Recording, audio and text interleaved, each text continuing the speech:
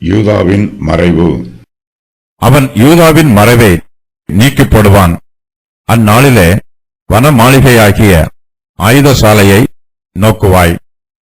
நீங்கள் தாவீது நகரத்தின் இடிதல்கள் அநேகமாயிருப்பதைக் கண்டு கீழ்குளத்து தண்ணீர்களை கட்டி வைத்து எருசலேமின் வீடுகளை எண்ணி அலங்கத்தை அரணிப்பாக்கும்படி வீடுகளை இடித்து 2 மதில்களுக்கு நடுவே பழைய குளத்து தண்ணீர்களுக்கு ஒரு அகலை உண்டு பண்ணுவீர்கள்.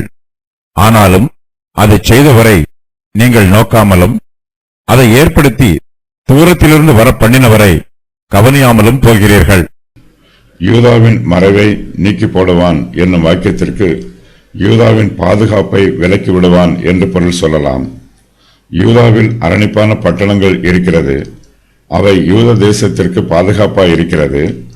அரணிப்பான பட்டணங்கள் யூதா தேசத்தை சத்துருக்களின் கண்களுக்கு மறைக்கிறது. அசீரியரின் சேனையோ இந்த மறைவுகளையெல்லாம் நீக்கி போடும். இனிமேல் எருசலேம் நகரம் யூதர்களுக்கு பாதுகாப்பாய் இருக்காது. அங்கு அவர்களால் அமைதியாய் தங்கியிருக்கவும் முடியாது. யூதாவின் மறைவு நீக்கப்பட்டிருப்பதினால் இனிமேல் யூதாவின் பலவீனம் மறைவாய் இருக்காது. அதன் பலவீனம் எல்லோருக்கும் வெளிப்படையாய் தெரியும். எருசலேம் நகரத்திற்குள்ளே இருக்கிற பண்டக சாலைகள் எதுவும் இனிமேல் மறைவாக இருக்காது. அதை வருகிறவர்களும் போகிறவர்களும் கொள்ளையாய் கொண்டு போய் விடுவார்கள். யூதா தேசம் மாய்மாலமாய் இருக்கிறது. கர்த்தரை நம்புவதாகவும் அவரை ஆராதிப்பதாகவும் வேஷம் போடுகிறது. எருசலேமில் மெய்யான தேவ பக்தி இல்லை. அசீரியாவின் ராஜா எருசலேமுக்கு விரோதமாய் வரும்போது மறைவாய் இருக்கிற யூதாவின் மாய்மாலம் வெளியரங்கமாகும். இதுவரையிலும் அவர்கள் ரகசியமாய் மறைத்து வைத்திருந்த மாய்மாலங்களும் வேஷங்களும் அவர்களை விட்டு நீங்கி போகும். அவர்களுடைய உள்ளான துன்மார்க்கங்களும் தேவதூஷணங்களும் வெளியே தெரிய வரும். ஆகிலும் பாபிலோன் பிரபுக்களின் ஸ்தானாபதிகள் தேசத்திலே நடந்த அற்புதத்தை கேட்க அவனிடத்தில் அனுப்பப்பட்ட விஷயத்தில் அவன் இருதயத்தில் உண்டான எல்லாவற்றையும் அறியும்படி அவனை சோதித்து அறிகிறதற்காக தேவன் அவனை கைவிட்டார். 2 நாளாகவும் 12:31. யூதாவின் புத்திரர் தங்கள் பாதுகாப்புக்காக கர்த்தரை நம்பவில்லை. அவர்கள் மனுஷரையும் மனுஷருடைய புய பலத்தையும் நம்புகிறார்கள். தாவீதின் நகரத்தை நம்புகிறார்கள். கீழ்குளத்து தண்ணீர்களை நம்புகிறார்கள். ஜீவ தண்ணீராகிய கர்த்தரை நம்பவில்லை. அசீரியாவின் ராஜா எருசலேமுக்கு விரோதமாய் முற்றுகை போட்டிருக்கிறான். இந்த செய்தியை கேள்விப்பட்டு எருசலேம் நகரத்திற்குள்ளே இருக்கிற யூதர்கள் கலங்குகிறார்கள். அவர்களுடைய மறைவுகள் எல்லாம் நீங்குகிறது. அவர்களுடைய வெளி வேஷமும் ரகசியங்களும் வெளிப்படுகிறது. அவர்களுடைய உண்மை நிலைமை தெரிய வருகிறது. அவர்கள் இதுவரையிலும் கர்த்தரை நம்பாமல் மனுஷரை நம்பியது வெளிப்படுகிறது. கர்த்தர் யூதாவின் புத்திரருக்கு அநேக நன்மைகளை செய்திருக்கிறார். பல சமயங்களில் கர்த்தர் அவர்களுக்கு உதவி செய்திருக்கிறார். ஆனால் எருசலேமில் உள்ள யூதர்களோ கர்த்தர் தங்களுக்கு செய்த நன்மைகளை மறந்து விடுகிறார்கள். கர்த்தருக்கு விரோதமாய் தூஷண வார்த்தைகளை பேசுகிறார்கள். கர்த்தரை கனம் பண்ணாமல் தங்களையே கனம் பண்ணுகிறார்கள். கர்த்தருடைய ஆலய ஆராதனையில் கவனம் செலுத்தாமல் தங்கள் சுய நலத்தையே கவனம் செலுத்துகிறார்கள். கர்த்தரே தங்களுடைய பாதுகாப்பு என்பதை அங்கீகரியாமல் தங்கள் சுய பலத்தையும் சுய பராக்கிரமத்தையும் மேன்மை பாராட்டுகிறார்கள். சனகரிப் ராஜா யூதாவின் அரணான பட்டணங்கள் மீது முற்றுகை போட்டுகிறான். அப்போது கூட யூதர்கள் கர்த்தரை நம்பாமல் தங்களுடைய சுய பலத்தையே நம்புகிறார்கள். சனகரிப்பின் சேனைக்கு கீழ்ப்படியாமல் தங்களுடைய ஆயுத சாலையை நோக்கி பார்க்கிறார்கள். தங்களுக்கு போதுமான அளவு ஆயுதங்கள் இருக்கிறதா என்று கணக்கு பார்க்கிறார்கள். சாலமோன் வன மாளிகையை கட்டி அதை தன்னுடைய ஆயுத சாலையாக பயன்படுத்தினார். சாலமோன் இந்த ஆயுத சாலையை எருசலேமிலே கட்டினார். சாலமோன் ராஜா அடித்த பொன் தகட்டால் 200 பரிசைகளை செய்வித்தான். ஒவ்வொரு பரிசைக்கு 600 சேக்கல் நிறை பொன் சென்றது. அடித்த பொன் தகட்டால் 300 கேடகங்களையும் செய்வித்தான். ஒவ்வொரு கேடகத்திற்கு 3 ராத்தல் பொன் சென்றது. அவைகளை ராஜா லீபனோன் வனம் என்னும் மாளிகையிலே வைத்தான். 1 ராஜாக்கள் 10, 16, 17. எருசலேமின் ஜனங்கள் தாவீதின் நகரத்தை சுற்றி பார்க்கிறார்கள். அவர்கள் நகரத்தின் அலங்கங்கள் மீது நடந்து செல்கிறார்கள். நகரத்தில் இடிதல்கள் அநேகமாய் இருக்கிறது. ஏற்கனவே அசீரியாவின் ராஜா தாவீதின் நகரத்தை முற்றுகை போட்டிருக்கிறான். நகரத்தின் அலங்கமும் பாதுகாப்பா இல்லை, இடிந்து விழக்கூடிய சூழ்நிலையில் இருக்கிறது, பலவீனமாய் இருக்கிறது. எருசலேம் நகரத்தில் உள்ளவர்களுக்கு தண்ணீர் தேவைப்படுகிறது. எருசலேமின் அதிபதிகள் நகரத்திற்கு வரும் தண்ணீர் வழிகளை எல்லாம் சோதித்து பார்க்கிறார்கள். அவர்கள் கீழ்குளத்து தண்ணீர்களை கட்டி வைக்கிறார்கள். எருசலேமின் வீடுகளை எண்ணுகிறார்கள். ஒவ்வொரு வீட்டிற்கும் எவ்வளவு தண்ணீர் தேவை என்பதை கணக்கு பார்க்கிறார்கள். ஒருவேளை அவர்கள் தண்ணீரை கரையத்திற்கு விற்று அந்த பணத்தினால் தாவீதின் நகரத்தில் காணப்படுகிற இடிபாடுகளை செப்பனிடலாம் என்று தீர்மானம் செய்திருக்கலாம். எருசலேம் நகரத்திற்கு பாதுகாப்பு இல்லை. நகரம் பலவீனமாய் இருக்கிறது. நகரத்தை சுற்றிலும் அசீரியர்கள் முற்றுகை போட்டிருக்கிறார்கள். எருசலேமிலே ஏராளமான வீடுகள் இருக்கிறது. தனி நபர்களின் பாதுகாப்பை விட எருசலேமின் மொத்த பாதுகாப்பு தான் மிகவும் முக்கியம். நகரத்தில் இடிபாடுகள் அதிகமாக இருக்கிறது. அந்த இடிபாடுகளை சரி பண்ண வேண்டும். எருசலேம் நகரத்தின் அலங்கத்தை அரணிப்பாக்கும்படி அதற்கு இடையூறாக இருக்கிற எல்லா வீடுகளையும் இடிக்கிறார்கள். எருசலேம் நகரத்தின் கோட்டை சுவரில் 2 மதில்கள் இருக்கிறது. எருசலேம் நகரத்தார் 2 மதில்களுக்கு நடுவே பழைய குளத்து தண்ணீர்களுக்கு ஒரு அகலை உண்டு பண்ணுகிறார்கள். இதனால் நகரத்திற்கு கூடுதல் பாதுகாப்பு கிடைக்கிறது. வெளி மதிலுக்கும் உள் மதிலுக்கும் நடுவே அகலை உண்டு பண்ணுகிறார்கள். நகரத்திற்கு தேவையான தண்ணீரும் கிடைக்கிறது. அந்த தண்ணீர் 2 மதில்களுக்கு நடுவே அகலையைப் போல பாதுகாப்பாயும் இருக்கிறது. அசீரியர்கள் எருசலேம் நகரத்தை சுற்றிலும் முற்றுகை போட்டிருக்கிறார்கள். அசீரியருக்கு தண்ணீர் கிடைக்காதபடிக்கு எருசலேம் நகரத்தார் நகரத்திற்கு புறம்பே இருக்கிற ஊற்றுகளை தூர்த்து போடுகிறார்கள். அசீரியாவின் ராஜாக்கள் எருசலேம் நகரத்திற்குள் வந்துவிட்டால் அவர்களுக்கு தண்ணீர் கிடைக்கக்கூடாது என்பதிலும் எருசலேம் மக்கள் தீர்மானமாயிருக்கிறார்கள்.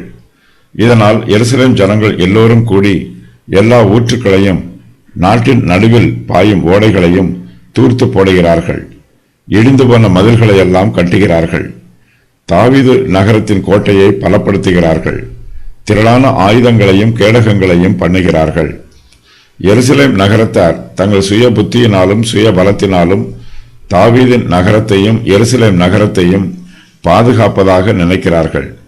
கர்த்தருடைய பாதுகாப்பு இல்லை என்றால் அவர்களுக்கு ஒரு பாதுகாப்பும் இல்லை.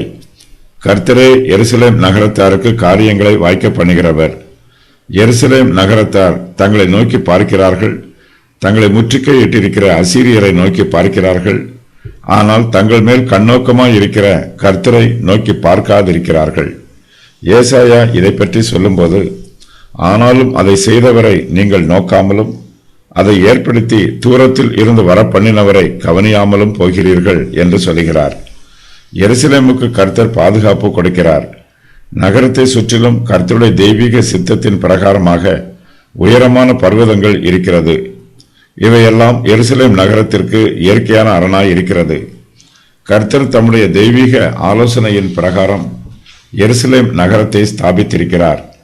கர்த்தருடைய பிரசன்னம் எருசலேமில் இருக்கிறது. ஆனால் எருசலேம் நகரத்தாரோ எருசலேமை நோக்கி பார்க்கிறார்கள், கர்த்தரை நோக்கி பார்க்கவில்லை.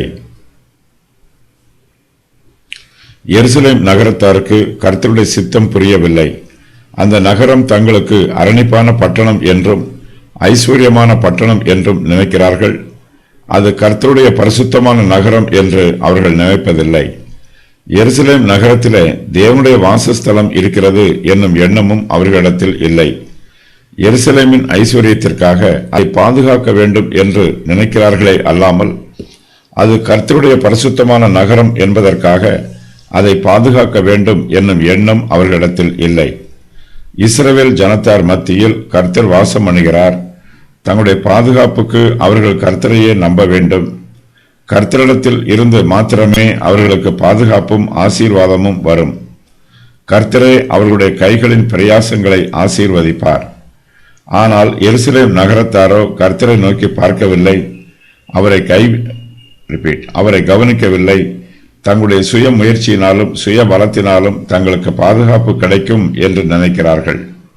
தங்களுடைய சுய பலமே போதும் என்று சுய பெருமையோடு இருக்கிறார்கள். எசேக்கியா கர்த்தரை நம்புகிறான். அவன் இஸ்ரவேலின் தேவனாகிய கர்த்தரின் மேல் வைத்த நம்பிக்கையிலே அவனுக்கு பின்னும் அவனுக்கு முன்னும் இருந்த யூதாவின் ராஜாக்களில் எல்லாம் அவனைப் போல் ஒருவனும் இருந்ததில்லை. 2 ராஜாக்கள் 18:5. அசீரியர்கள் எருசலேமின் மீது யுத்தம் பண்ண வரும்போது எசேக்கியா ராஜா கர்த்தர் மீது அதிக நம்பிக்கையாய் இருக்கிறான். தன்னுடைய படைத்தலைவர்களும் கர்த்தரை நம்புமாறு அவர்களை உற்சாகப்படுத்துகிறான். ஜனத்தின் மேலும் படைத்தலைவரை வைத்து அவர்களை நகரவாசலின் வீதியிலே தன்னண்டையில் கூடி வரச் செய்து அவர்களை நோக்கி, நீங்கள் திடன் கொண்டு தைரியமாய் இருங்கள். அசீரியா ராஜாவுக்கும் அவனோடு இருக்கிற ஏராளமான கூட்டத்திற்கும் பயப்படாமலும் கலங்காமலும் இருங்கள். அவனோடு இருக்கிறவர்களை பார்க்கிலும் நம்மோடு இருக்கிறவர்கள் அதிகம். அவனோடு இருக்கிறது மாம்ச பயம். நமக்கு துணை நின்று நம்முடைய யுத்தங்களை நடத்த நம்மோடு இருக்கிறவர் நம்முடைய தேவனாகிய கர்த்தர்தானே என்று சொல்லி அவர்களை தேற்றினான். யூதாவின் ராஜாவாகிய எசேக்கியா சொன்ன இந்த வார்த்தைகளின் மேல் ஜனங்கள் நம்பிக்கை வைத்தார்கள். 2 நாளாகமம் 32:6-8 வரை. எசேக்கியா ராஜாவை சுற்றிலும் இருக்கிறவர்கள் பெரிய பிரபுக்கள். அவர்கள் பராக்கிரமமுள்ள வீரர்கள், படை தளபதிகள். ஆனால் அவர்களிடத்தில் கர்த்தருக்கு பயப்படும் பயம் சிறிதுமில்லை. அவர்கள் கர்த்தரை நம்புவதுமில்லை. தங்களுடைய உதவிக்காக அவர்கள் கர்த்தரை நோக்கி பார்ப்பதும் இல்லை.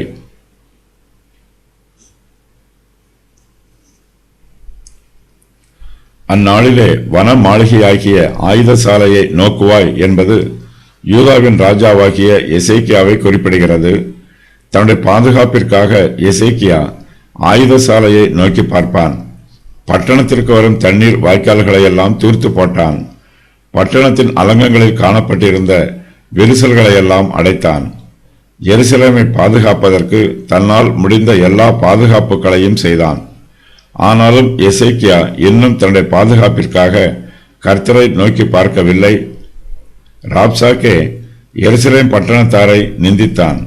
அப்போது ஏசாயாவின் வார்த்தை எசேக்கியாவிற்கு கூறப்படுகிறது. ஏசாயாவின் வார்த்தையை கேட்ட பின்பே எசேக்கியா கர்த்தரை தேடுகிறான். அதன் பின்பு தன்னுடைய பாதுகாப்பிற்கு எசேக்கியா கர்த்தரையே நம்புகிறான்.